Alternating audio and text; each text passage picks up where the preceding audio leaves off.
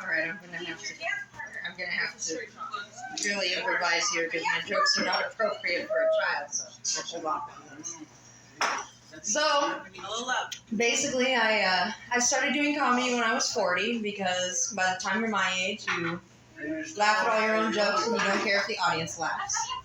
So I basically waited till I was a narcissist. I actually used to tell jokes during karaoke because I always select karaoke songs with really long intros and really long breaks. So I would tell jokes. The audience really hates those breaks, so I would tell jokes to quell them until the singing began.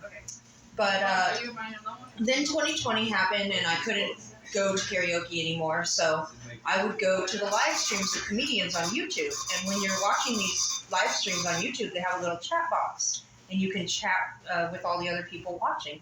And I started noticing that all the comedians would actually read all my chats and all my jokes. So I thought, oh, this is great. I'm funny. I'm going to do comedy. I'm going to be a comedian's comedian. But no, they just needed writers. Hey, you're the next big joke. But there was this one comedian. He actually used to read my jokes the most. And he was very staunch about reform the police or abolish the police, depending on the sins of the station. And one night, I heckled him so hard that he threatened to call the cops on me. But I started doing comedy anyway, just to spite him. So I actually did try to date a cop in 2020. I met him at a Black Lives Matter protest. And it was going really well. I couldn't believe it. He would sit and watch all the movies on what it means to defund the police and what it means to reform the police. And I couldn't believe how open-minded he was until one night he heard the phrase, ACAB, all cops are bastards. And he looked at me and he said, all cops are smarter. And I looked back at him and said, if that were true, you would have said, all cops are brainy. And he left me. I actually have bad luck dating. I know a lot of people, when they get in a relationship, they say, oh, I knew they were the one because they felt like home. But the only time anybody ever made me feel like home, it turned out to be a halfway house. Let's see, what can I tell without going into my set that's not appropriate for children? Go for it. You guys good? I don't know. I don't want a sign in my yard at the end of this set. She seems distracted.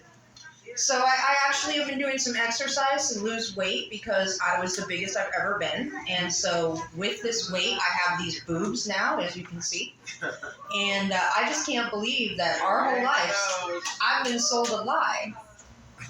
They always told me, you want these to be large. You want big ones. You do. But as it turns out, it is not so sexy to carry around 2 sandbags on your chest.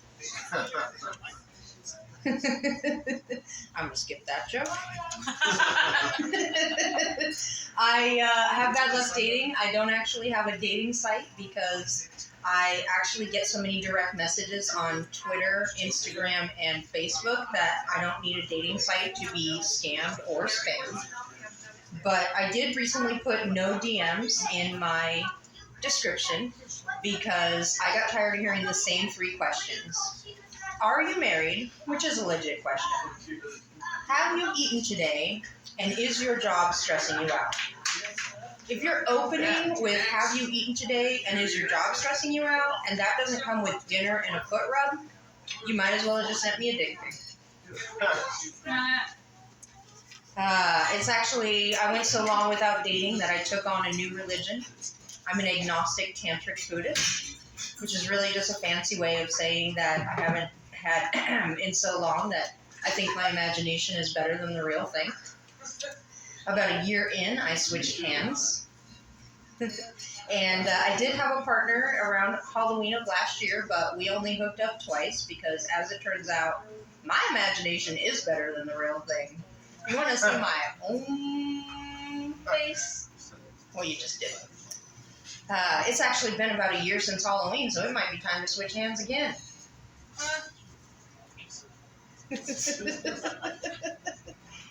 Let's see, where am I going next? I can't tell that joke because that's not appropriate. Well, now because of this having a child in the room, I'm just not going to have enough sex jokes to fill 5 minutes. That I know a lot of men can relate to that. Did you hear about the cop in Texas? The police in Texas got in trouble for community stalking. Apparently, one of the police officers was in trouble for throwing slushies on people. Yeah, I wouldn't want a stranger throwing random liquid on me either, which is another good reason not to date. And I do love my new job. It is really great. I'm very happy it's in a community I used to be in, and so I'm really glad to be back there.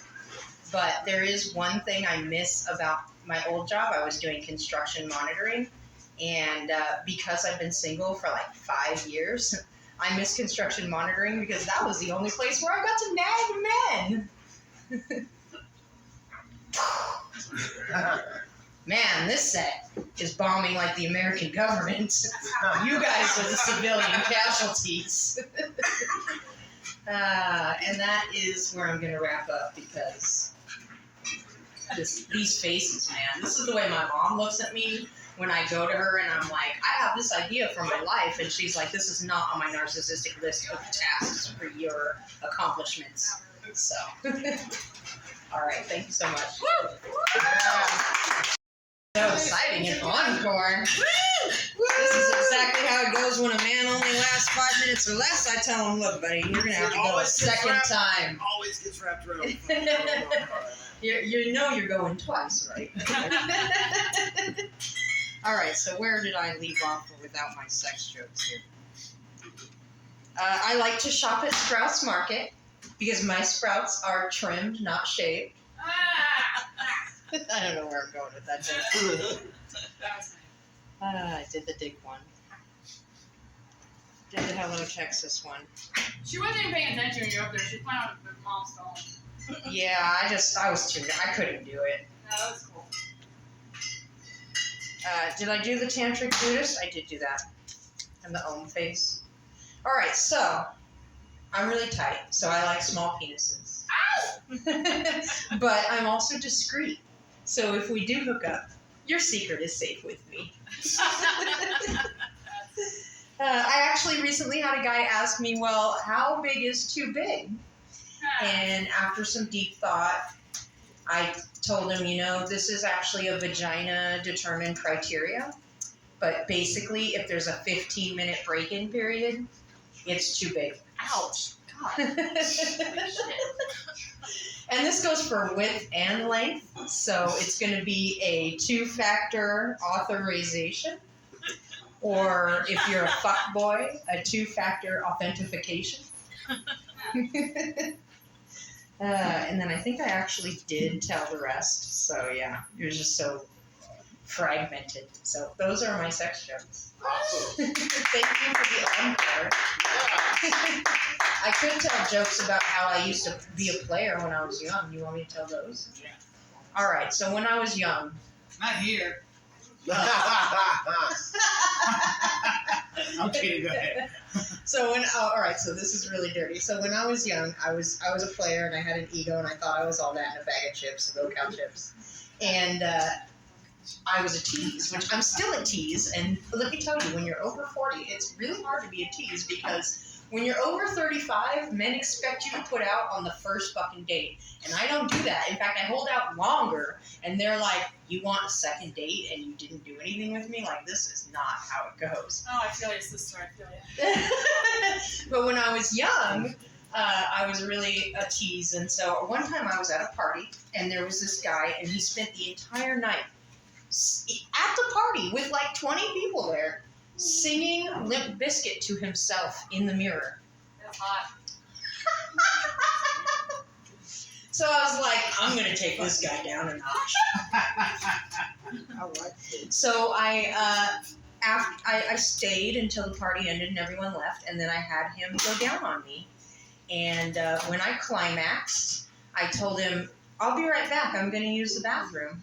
And I left. I had another guy. It was probably the same summer. And Yeah.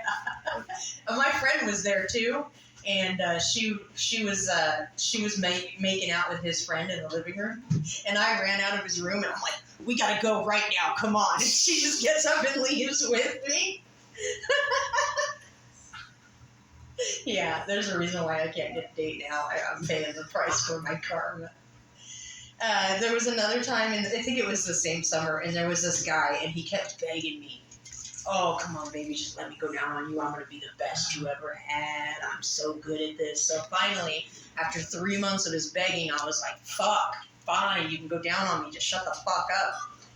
So he does, and if somebody's begging you to go down on you for 3 months, it is not going to be good. So after about 30 minutes of being bored, basically, I told him, "All right, you got to stop. You fucking lied to me, and this night is over." And then I went downstairs and fell asleep on the couch. Which actually, looking back, that's really dangerous. If you're going to do something like that, you should leave. I probably put myself in danger just chilling on that couch like that, but... So yeah, so that's my out of order sex jokes, and thank you for letting me have an encore. Sweet. Now I made it to like 12 minutes combined. Rose Nicole, everybody. Wow.